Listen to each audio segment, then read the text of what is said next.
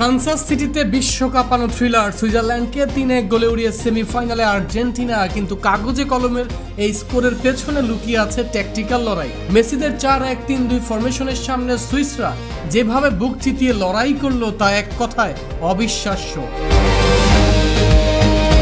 ম্যাচের নিয়ন্ত্রণ ছিল আর্জেন্টিনার হাতে। 53% বল পজিশন আর 666টি নিখুঁত পাস দিয়ে মাঝমাঠ শাসন করেছেন এনজো ম্যাকঅ্যালিস্টাররা। গোল অভিমুখে আর্জেন্টিনার শট নেয় 22টি, তার মধ্যে অন টার্গেটে ছিল 7টি। কিন্তু গোল হজম করেও সুইসরা দমে যায়নি, পাল্টা 11টি আক্রমণ করে কাঁপন ধরিয়েছিল আলভি সেলেস্তে শিবিরে। জয়া স্যানিটারি ন্যাপকিনে 40 টাকা সাশ্রয়, এখন মাত্র 160 টাকা। তাহলে সুইজারল্যান্ড হারলো কোথায়? ম্যাচের টার্নিং পয়েন্ট ছিল ম্যাচের 72তম মিনিট।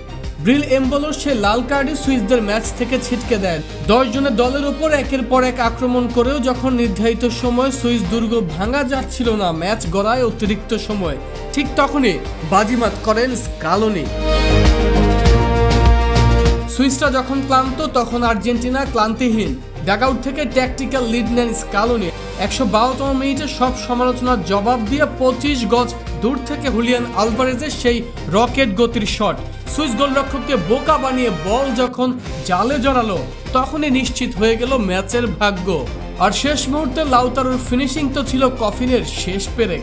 কিংবদন্তি আন্তোনিও রাতিন আর জেডেন অ্যাডামসকে সরানোর এই আবেগী রাতে আর্জেন্টিনা প্রমাণ করলো ধৈর্য আর সঠিক ট্যাকটিক্সই তাদের শেষ চারের টিকিট এনে দিয়েছে।